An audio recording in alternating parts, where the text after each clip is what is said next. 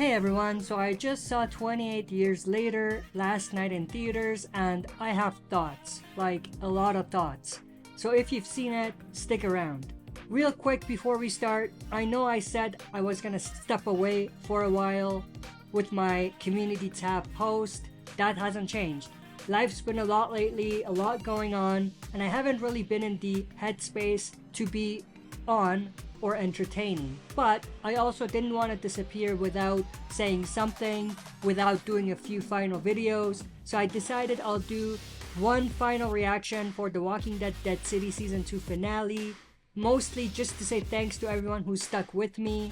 That episode drops tomorrow, and the reaction might be a little late, but it's coming. And then I saw 28 Years Later in theaters and was like, you know what? I've talked about this movie so much on the channel already, I might as well finish what I started. So yeah, that's why I'm doing this video despite going on a break pretty much starting next week, sometime next week. But with that, let's forget about all of that stuff and focus on 28 Years Later. This was definitely a wild ride of a film. First off, seeing this in a theater, 100% the right move. The sound design and music were absolutely massive. Honestly, the soundtrack was like another character in the film. You could feel the tension because of the sound. It's haunting, it's emotional, and it totally sets the tone. The first 15 minutes tell you exactly what type of movie you're in for.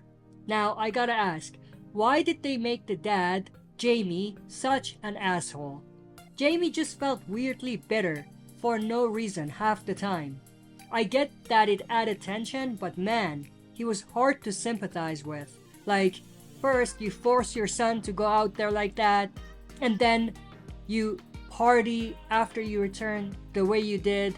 So the way that it was all done was really weird, and it felt like they didn't want you to like this character. But on the flip side, the other character that came up later, Eric, the Swedish guy, I loved him. Total comic relief in the best way. He kind of balanced all of the darkness with those little moments of awkward humor. Great casting. And the cinematography was definitely great. I mean, I can't say enough about the great cinematography work in this film. It was an absolute epicness that we witnessed for about 2 hours. But let's talk a little bit more about the plot of the story. That cult twist. We're sitting there thinking Spike and Jamie are gonna run into some freaky cult. It's like, nope, you're already in it. I may have been misunderstanding, but I feel like that's the way it was. They were living in the cult. And I think that reveal was perfect. Totally flipped the narrative. And also, can we talk about the baby twist? That caught me off guard. Creepy, tragic, weirdly hopeful. I don't even know how to feel, but it worked.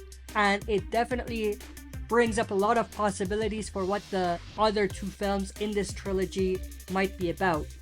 But I won't lie, this movie was brutal, borderline hard to watch at times.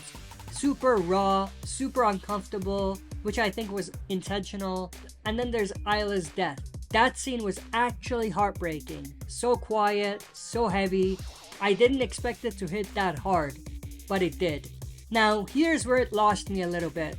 The whole alpha infected mutant angle, I get what they were going for, but it made the story feel more sci-fi than apocalyptic. It kind of lost that gritty, grounded feel that made the original film so raw. Also, the doctor subplot, cool idea, but it didn't really go anywhere. I kept waiting for that storyline to connect to something big, but it kind of just fizzled out.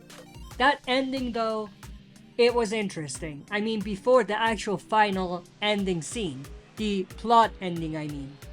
Definitely super intriguing. The rumors make sense. All that talk about the next part being called Tower of Skulls, yeah, totally checks out. Spike ended up there at the end, which was wild. And that was really the cliffhanger, which was brutal. But we definitely need answers in terms of whether he's gonna be the new leader of whatever community he builds out there. Maybe connected to the Tower of Skulls. Definitely more questions than answers. Oh, and can we just talk about those random ninja cult guys at the end? Like, what even was that? They kind of felt like they were dropped in from a different movie. But I'm guessing they were the same people torturing survivors. Remember that one guy Jamie and Spike saw hanging upside down with the name Jimmy carved on their body? So I think he was the person doing that. And if you've missed it, Jimmy, the guy that we saw at the end, is potentially the same guy that we saw at the beginning of the movie, where he basically witnessed all the kids get dropped like flies. He was the one that ran to his father, who was a priest, and the whole thing that happened with his father. So I think it's the same Jimmy. I mean, I feel like that's a given at this point, that was Jimmy. So maybe the next film focuses on Jimmy and Spike. Something along those lines. The whole shift vibe with the ninja cult guys coming in, the shift was jarring. I didn't like it, but maybe some of you enjoyed that twist or that big shift in the mood of the story. But obviously, like I said, now Spike is teaming up with the ninja guys and Jimmy, so it'll be interesting to see where that story goes. So yeah, 28 years later was a lot, brutal, bold, and sometimes weird, but in a way that totally sets the stage for more. Some things hit hard, other things felt a bit off, but still locked in for the next one.